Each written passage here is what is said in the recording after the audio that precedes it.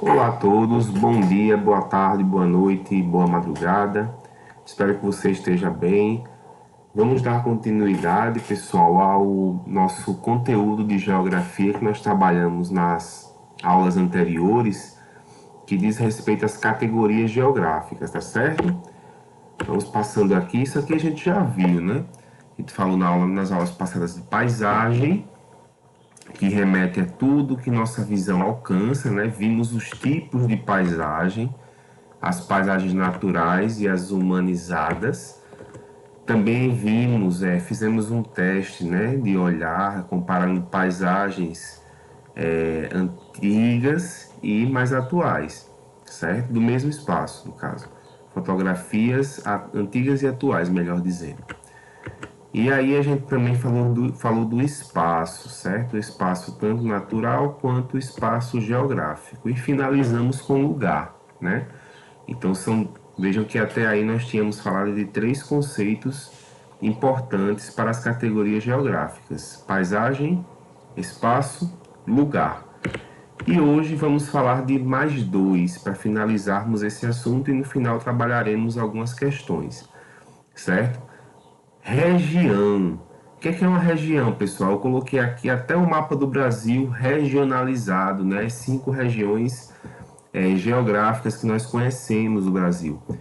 A região é a categoria geográfica que se remete a uma porção do espaço com características próprias e particulares. O que eu quero chamar a atenção de vocês é o seguinte: a regionalização depende do olhar de quem está estudando, de quem está querendo delimitar bem aquele espaço. Eu posso querer delimitar do ponto de vista natural, regionalizar, né, dividir em regiões naturais, dividir em regiões econômicas, dividir em regiões de potencial turístico e por aí vai, certo? Então, a região é um conceito que envolve muito a subjetividade, ou seja, a perspectiva do estudioso, de quem está lá lidando com aquele espaço.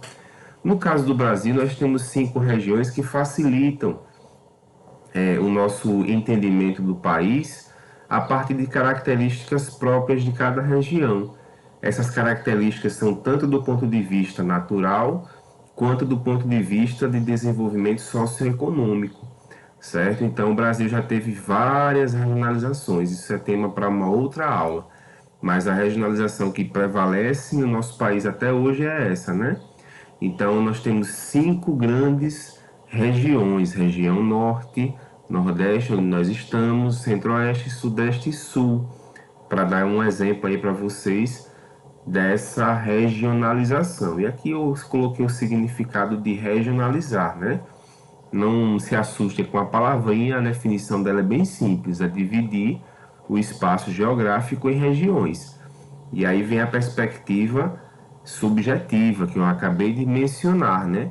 Veja que aqui nós temos uma regionalização tradicional, né, como nós conhecemos, mas aqui eu tenho também outra regionalização, eu tenho a regionalização econômica, que aí o Brasil vai ser só dividido em três: Amazônia, Nordeste e Centro-Sul.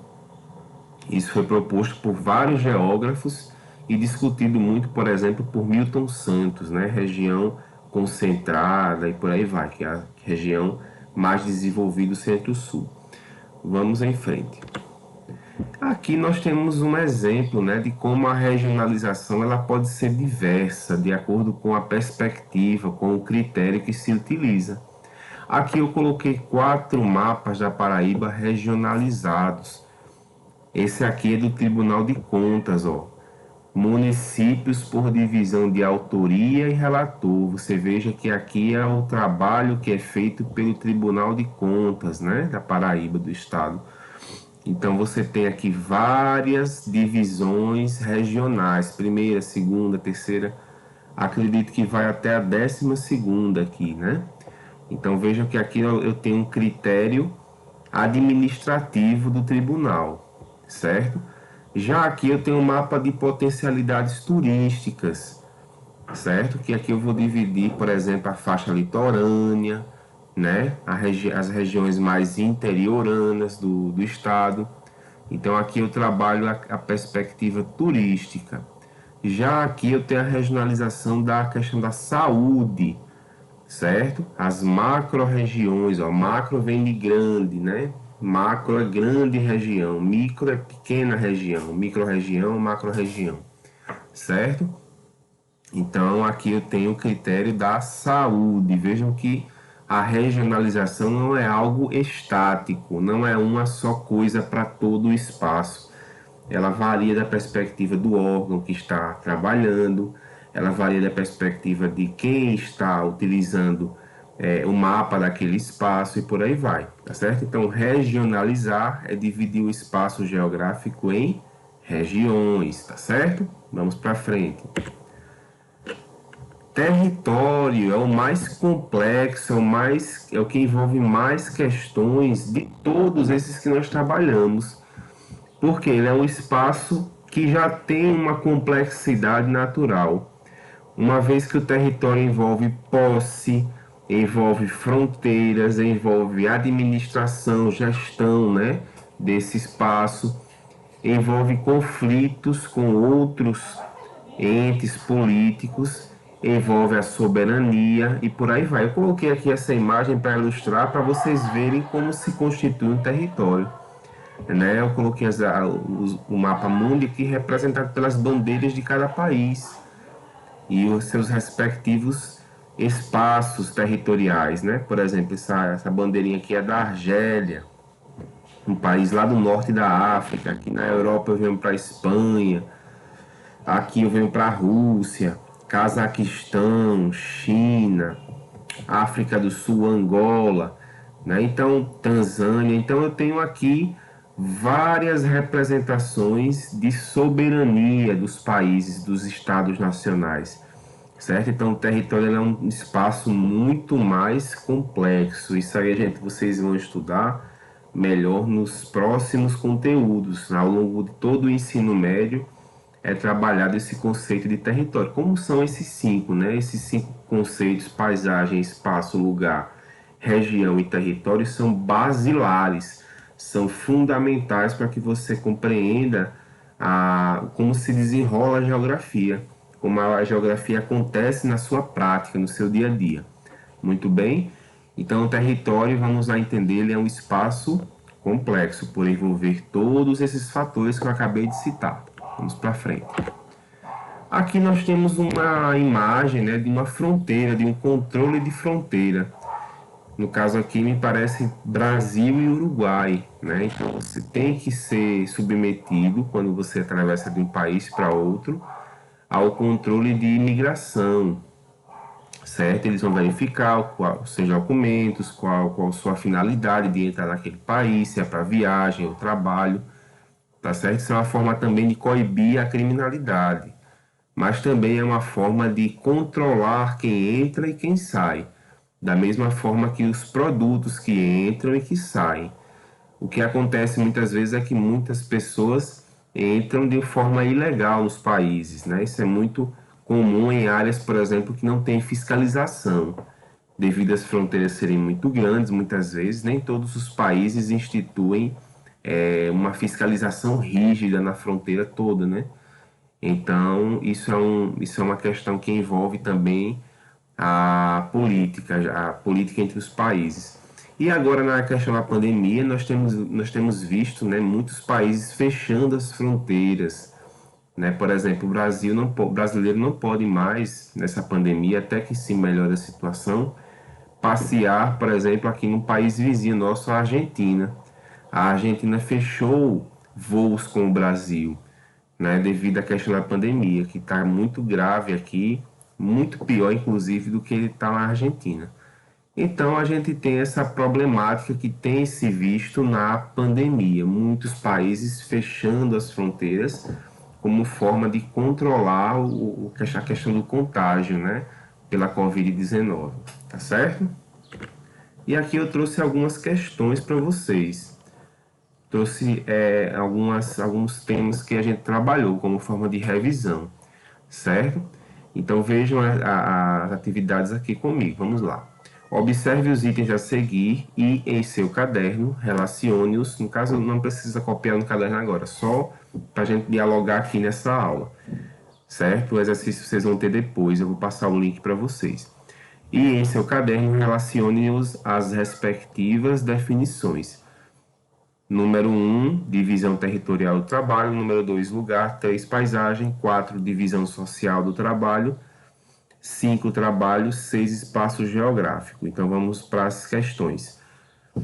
Qual desses aqui, pessoal? Vamos começar aqui, sei lá, vamos pela letra, vamos começar da letra D. Espaço com o qual criamos vínculos e pelo qual desenvolvemos um sentimento de afetividade e identidade. Esse para mim é o mais fácil. Qual que é? A letra D é o lugar, né? Então a D relaciona-se com o número 2, certo? Vamos lá para E. É formado pelos elementos naturais e culturais e pelas relações humanas. Qual que é esse conceito? Também tá fácil, né? Foi um dos primeiros que a gente abordou, é paisagem, tá certo? Que pode ser tanto formada, espaço geográfico, certo? É formado pelos elementos naturais e culturais e pelas relações humanas. O espaço geográfico, lembre-se, espaço é o palco da ação humana, como nós falamos na ocasião. É onde se desenvolve todo o processo de transformação executado pela ação humana, certo? Vamos para o F, né?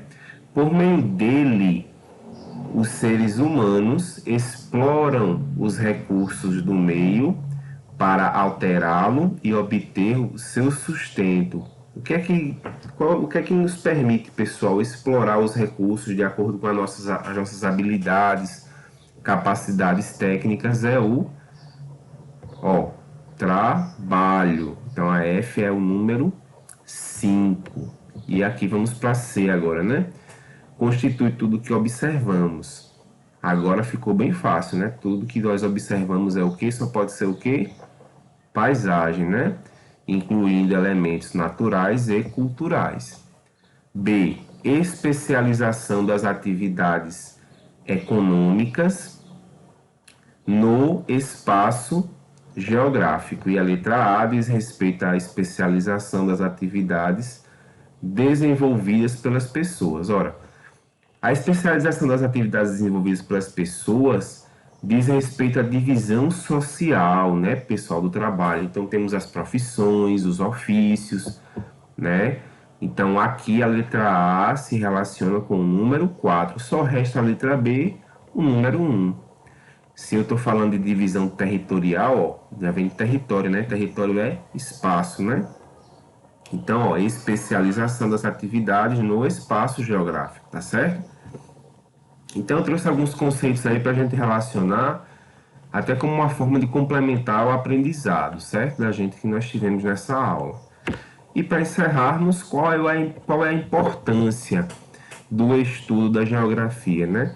Então, é uma questão que eu coloquei para que vocês reflitam, para que vocês tenham um entendimento do que é o propósito, né, da geografia, que no caso é estudar o espaço geográfico, as relações que existem entre o homem e o ambiente em que ele está inserido, a natureza, certo? Como o homem transforma esse ambiente e também como o homem se relaciona com o homem, ou seja, como se instituem as relações econômicas, as desigualdades e as formas de, digamos assim, de termos uma sociedade mais igualitária, né? São os desafios do nosso mundo e, sobretudo, do nosso país. Tá certo, gente? Então é isso, são essas as minhas palavras para vocês hoje, né? Agradeço a atenção de vocês e nos encontramos num próximo encontro. Um abraço a todos e cuidem-se.